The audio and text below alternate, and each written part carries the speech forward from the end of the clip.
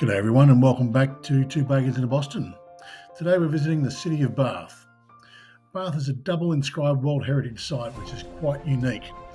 Out of the 35 UNESCO sites across the United Kingdom, Bath features in 2 of those. It was first inscribed in 1987, being the whole city itself, and in 2021 it was included as one of the spa towns in the Great Spa Towns of Europe.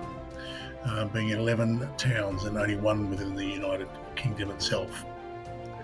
Now, Bath's World Heritage inscription encompasses the entire city, and its universal value includes the Roman archaeology, Georgian architecture and town planning, and the deliberate creation of a beautiful city that integrates with a green, natural environment.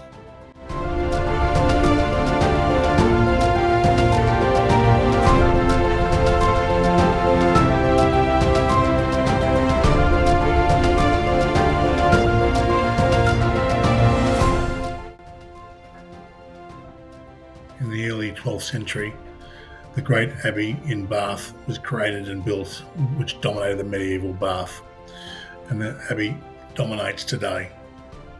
Although it was closed by Henry VIII in 1539 and most of its buildings were demolished. During the 16th and 17th century, the wool trade in Bath slowly declined. Increasingly, Bath came to rely on sick people coming to bathe in the springs, hoping for a cure. It received a boost in the early 17th century when Anne of Denmark, wife of James I, came hoping to be cured of dropsy. It wasn't until 1590 when Queen Elizabeth gave Bath a new charter that saw Bath again begin to grow. In the 18th century, Bath became a much more fashionable place. It boomed in size. This was largely due to the efforts of Richard Bow Nash, who was made Master of Ceremonies of the town. Many fine buildings were erected in Bath in the 18th century.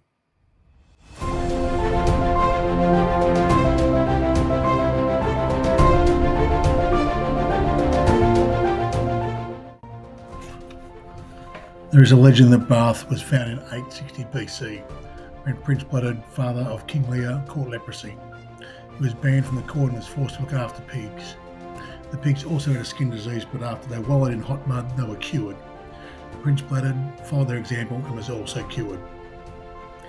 He later became king and founded the city of Bath. A statue of Prince Blooded is located in Parade Gardens along the River Avon, just down from Pulteney Bridge.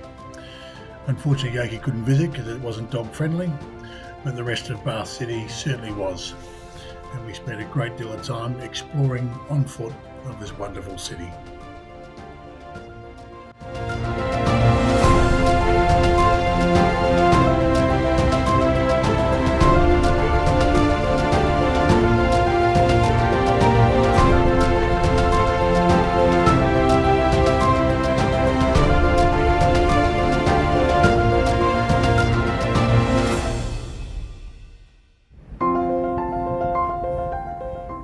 Most of Bath's Roman remains are all centred around the Roman baths themselves in the city's central. These include the archaeological remains of the Temple of the Goddess Solis and the extensive bathing complex. The Roman town of Aquacellus was a walled settlement, and there's only a small portion of the wall that's in existence still today. Now, Bath was the only hot springs across Britain, and 250,000 gallons of water flow through the springs each day. There are 3 main springs: the King Spring, the Hetley Spring and the Cross Bath Spring.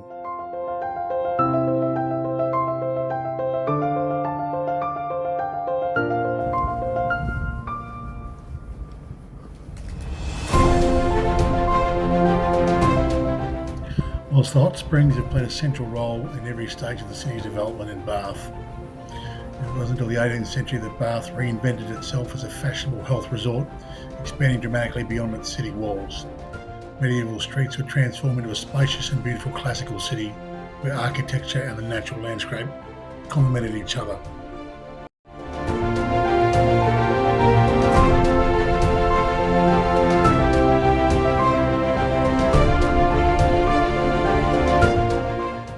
Architect John Wood the Elder built Queen Square in 1728 to 1739. He also built the Circus in 1754 to 60. His son John Wood Jr. Also, when he get on the action, built Royal Crescent in 1767 to 1774, and also built the Assembly Rooms in 1769 to 1771.